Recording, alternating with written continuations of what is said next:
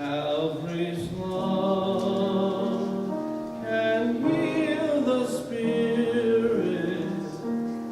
Life has crushed and cast aside and redeemed till heaven's promise fills with joy once empty eyes.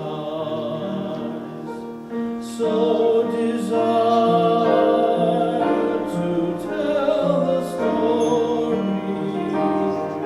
of a love that loved enough to die, burns away all other passions, and fed by Calvary's love becomes a fire.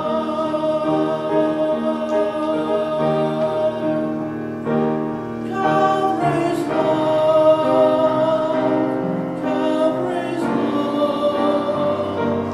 priceless gift, Christ makes us worthy of. The deepest sin can rise above Calvary's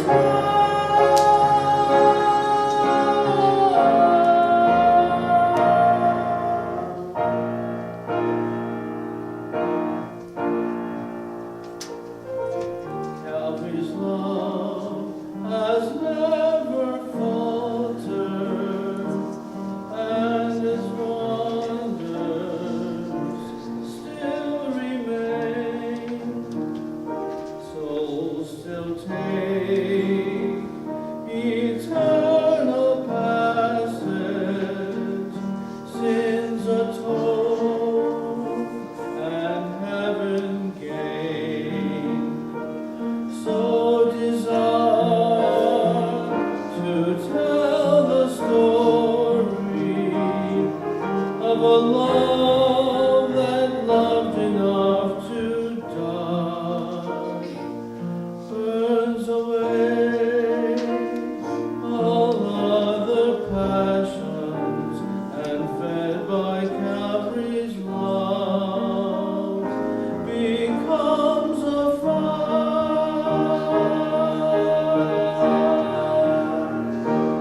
Calvary's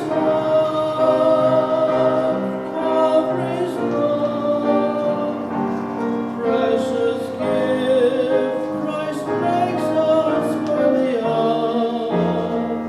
The deepest sin can rise above Calvary's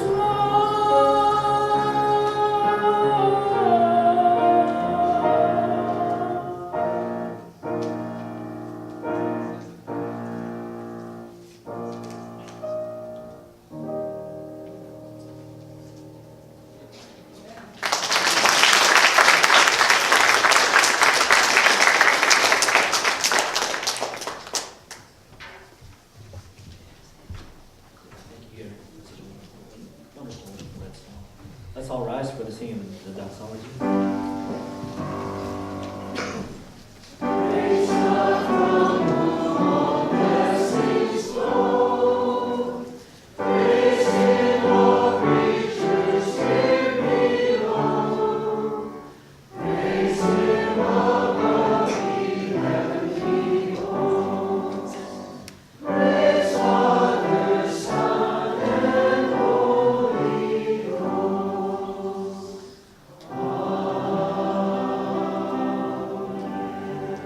Father, we do entrust our entire lives and our entire service to you.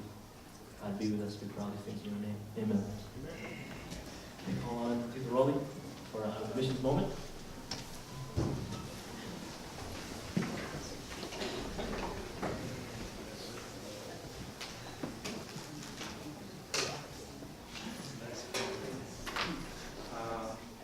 This is not just a mission moment, but rather something to do with the messages that we have heard all this time.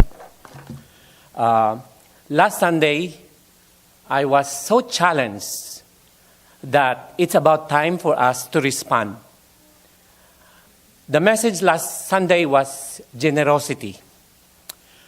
We need to grow together in the Word, but at the same time, we need to grow in our generosity.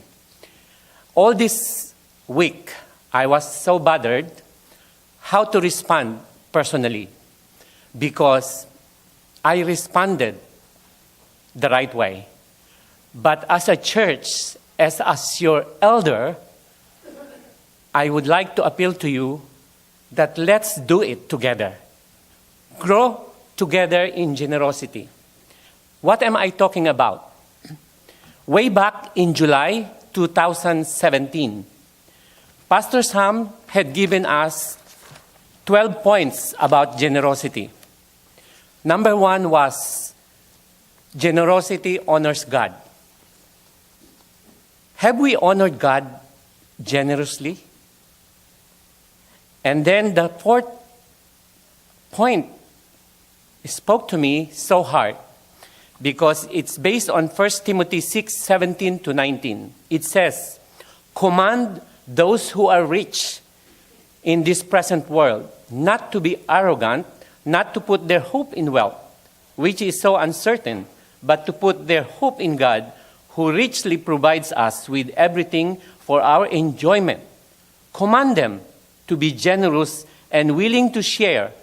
In this way, they will take hold of the life that is true life."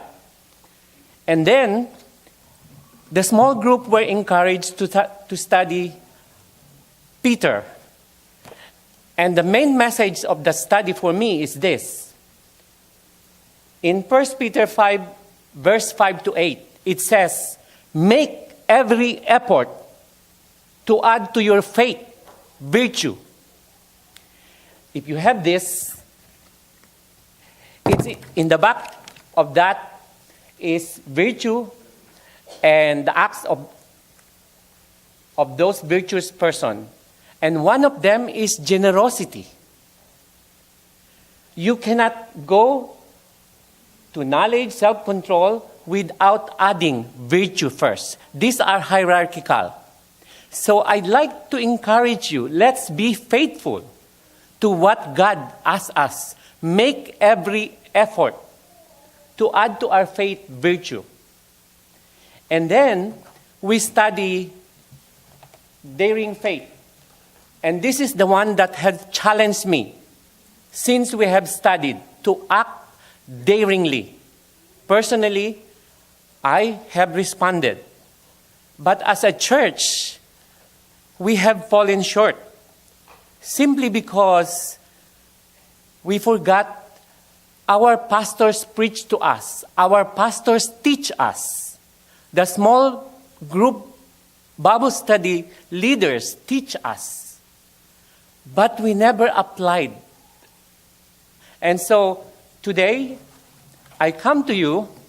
I'm very happy in this church because it gives me opportunity endlessly to be generous.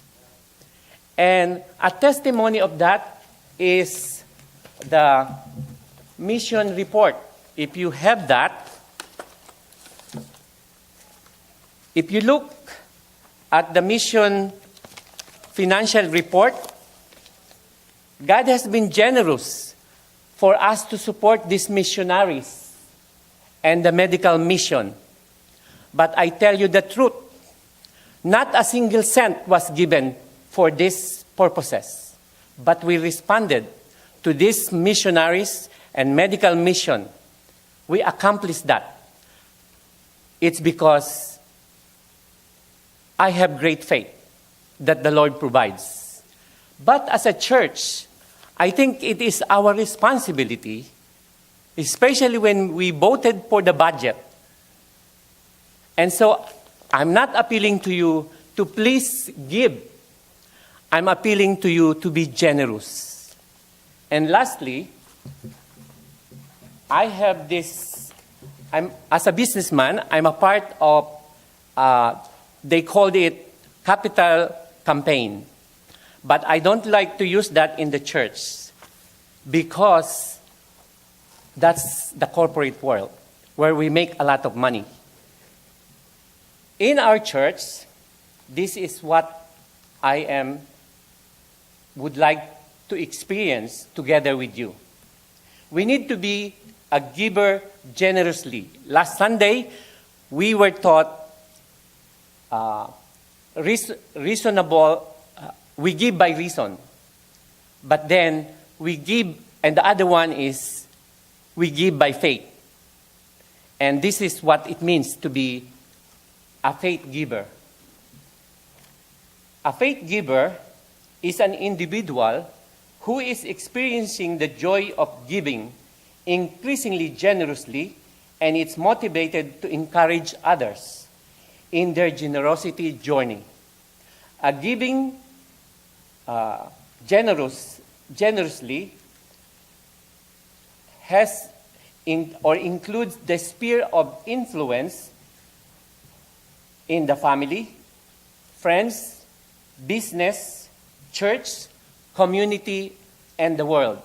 And for the next few months until November, I will be guiding you for this journey. And this is what makes me excited about what I'm talking about.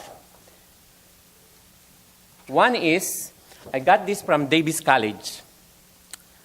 We need to pursue our passion. Our passion should include the church and its mission. We need to pursue God because God is with us and in this church at ICF. And according to Billy Graham, stewardship in tough times. And I'd like to own it. It says, I won't back down. I won't shut up. I can't help it. It's in my DNA. I am a Christian. So, how do we apply it? 1 month at a time. This coming April 22, I know it's the day that we need to remember David Hanson. But more than that,